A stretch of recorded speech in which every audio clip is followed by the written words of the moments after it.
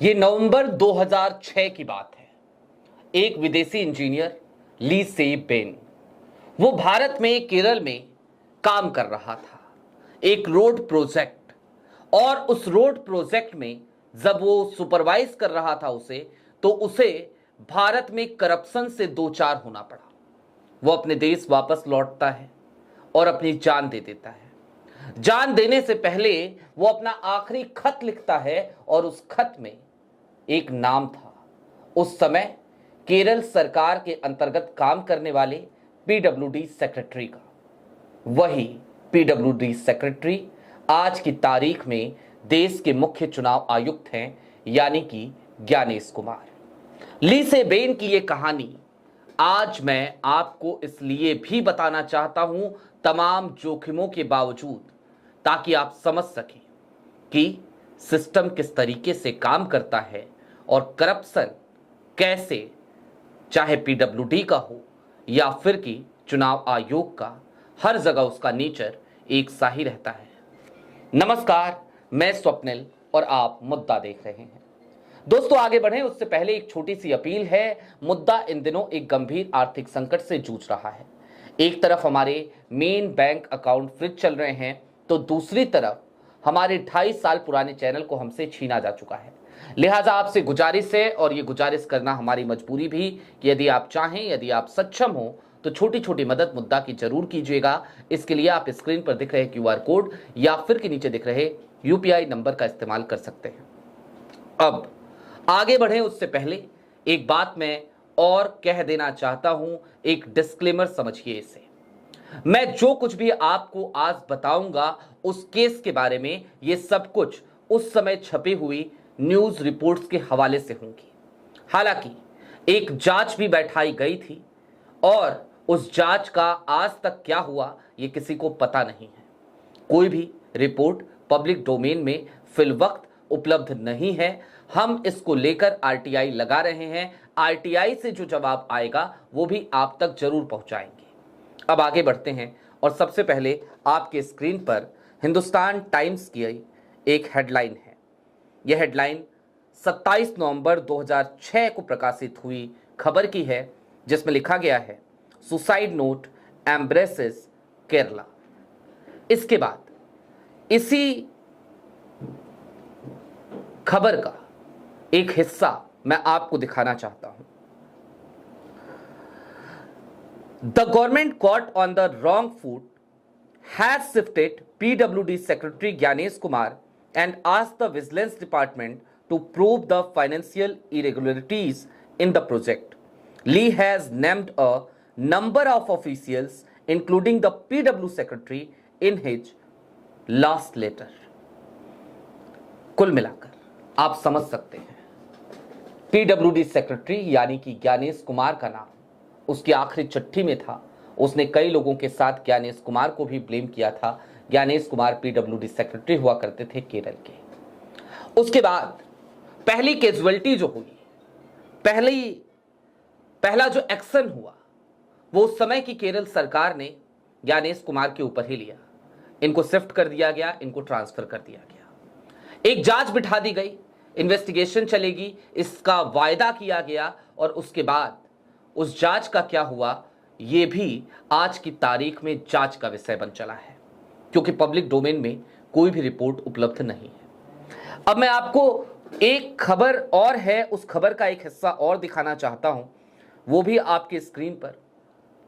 After the incident the government has followed the usual practice of transferring a few employees and ordering a probe that will possible be buried in time. सीधे तौर पर लिख दिया गया था उस समय ही कि जो प्रोब शुरू किया गया है, जो इन्वेस्टिगेशन शुरू की गई है, वो समय के साथ दफन कर दी जाएगी। Lee Se Ben used to supervise the project work from his office and his colleagues here are yet to come to terms with the tragedy. Lee's colleague however don't want to spoke on camera as they have got orders from above. ऊपर से उनको order मिल चुका है और इसलिए जो ली के सहयोगी हैं वो कैमरे पे बात करने से कतराने लगे हैं। एक विदेशी इंजीनियर जो भारत में आया तो था, वर्ल्ड क्लास रोड बनाने के लिए। जी हां, वो ईमानदारी से अपना काम भी कर रहा था, लेकिन करप्शन का आलम ये कि उस इंजीनियर को अपने एम्प्लॉइज तक पैसे देने में दिक्कत हो रही थी, क्योंकि केरला गवर्नमेंट के तमाम ऑफिशियल्स उसे पेमेंट नहीं कर रहे थे। पेमेंट क्यों नहीं कर रहे थे?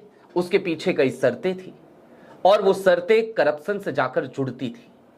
फिर ली सेबेन अपने जब घर पहुंचते हैं, मलेशिया पहुंचते हैं, तो एक दिन अचानक अपने घर से बाहर निकलते हैं और वो एक पेड़ पर लटक जाते हैं। ये करने से पहले उन्होंने एक चिट्ठी लिखी और उस चिट्ठी में अपने साथ हुई तमाम ज्यादतियों का जिक्र किया और उन गुनहगारों का नाम भी लिख डाला जिन्होंने उन्हें इसके लिए, इस हरकत के लिए मजबूर किया था। लेकिन जरा सोचिए ये कैसा सिस्टम है। ली सेबेन आज इस दुनिया में नहीं रहे। उनके मौत की जांच आज तक भारत में सही तरीके से नहीं हो सकी। ये बात हम दावे के साथ इसलिए भी कह सकते हैं क्योंकि पब्लिक डोमेन में अभी तक कोई भी जानकारी इस संदर्भ में उपलब्ध ही नहीं है। दूसरी तरफ ज्ञानेश कुमार, जो उस समय पीडब्ल्यूडी सेक्रेटरी हुआ करते थे, जिनका नाम उस नोट में था, वो प्रमोट होते होते आज की तारीख में देश के मुख्य चुनाव आयुक्त बन चुके हैं। ये असाधारण उपलब्धि है उनकी। अब जरा थोड़ी देर के लिए और ठहरिए और इस बात को समझने की कोशिश कीजिए। क्या ली सेबेन ने, और यह सवाल किसी के भी मन में उठेगा, क्या ली सेबेन ने जिन स्थितियों से संघर्ष किया और उस संघर्ष में वो हार गए, क्या आज की तारीख में इस देश में देश के तमाम मतदाता भी वही संघर्ष करने को मजबूर हैं? वोट चोरी है या वोट करप्शन है ये? क्योंकि एक तरफ ज्ञानेश कुमार बिहार में एसआईआर को लेकर कहते हैं कि हमने बिहार वोटर लिस्ट को पूरी तरीके से शुद्ध कर दिया है।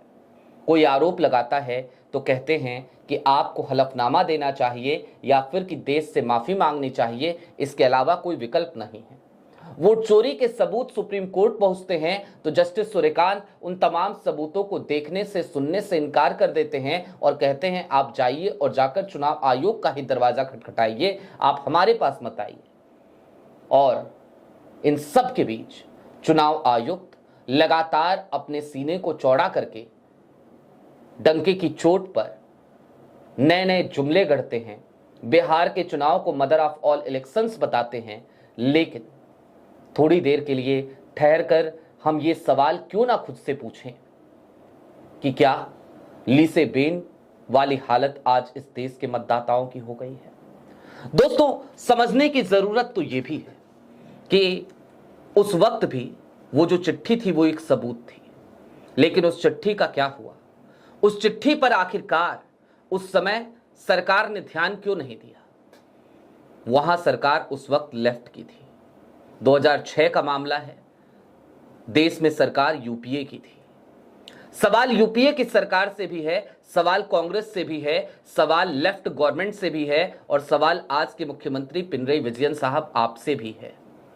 आप एसआईआर के खिलाफ संशोधन तो पारित कराते हो अपने विधानसभा में, लेकिन क्या आप उस विदेशी इंजीनियर की उस फाइल को, जो 2006 की फाइल है, एक बार फिर से खोलकर, टटोलकर उन तमाम साक्ष्यों को देखेंगे, ताकि ली सेबेन के गुनहगार वो जो भी थे, हम सिर्फ ज्ञानेश कुमार का नाम नहीं ले रहे, उनका नाम तो ली सेबेन ने लिखा था, वो जो भी गुनहगार थे, जितने भी गुनहगार थे, उनमें से जो अभी भी हैं इस दुनिया में, उनको कम से कम सलाखों के पीछे तो पहुंचाइए विजयन साहब। यह जिम्मेदारी आपकी है, क्योंकि मुख्यमंत्री आज की तारीख में केरल के आप हैं, तो सवाल आपसे है।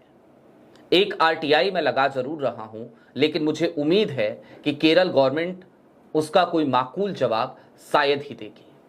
और ऐसा इसलिए भी है क्योंकि ये एक बड़ा गेम प्लान है, ये एक बड़ा इंसिडेंट है, ये एक ऐसा इंसिडेंट है जिसके खुलने के बाद, जिसके सामने आने के बाद पूरे देश में एक फजीयत होगी, लिहाजा शायद ही मुझे जवाब मिल सके।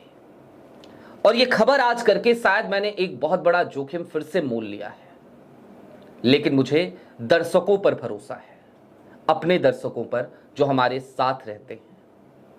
न्यायपालिका हमें कितना भी निराश करे, हमें उस न्यायपालिका पे भी भरोसा है, लिहाजा मैंने ये जोखिम मोल ले लिया। सच्चाई तो ये है कि ऐसी ही खबरों को करने की वजह से इससे पहले का हमारा चैनल हमसे छिन गया, हमारे अकाउंट्स भी फ्रीज हुए। लेकिन ठीक है, बोलने की कीमत किसी न किसी को चुकानी पड़ती है, और ऐसी हर कीमत जो सवाल पूछने की वजह से, मुद्दे उठाने की वजह से, सच बोलने की वजह से मुझे चुकानी पड़े, मैं उन तमाम कीमतों को चुकाने के लिए तैयार हूं। बहरहाल अभी के लिए दीजिए इजाजत। ऐसे ही तमाम अपडेट्स, तमाम डेवलपमेंट्स के लिए जुड़े रहिए मुद्दा के साथ। चलते चलते फिर वही अपील, चैनल पे नए हो तो सब्सक्राइब करते हुए जाइएगा, सक्षम हो तो मुद्दा की आज की तारीख में, जब वो एक गंभीर आर्थिक संकट से जूझ रहा है, जब डे टू डे ऑपरेशंस में हमें काफ़ी मुश्किलों का सामना करना पड़ रहा है, जरूर कीजिएगा। बहुत शुक्रिया।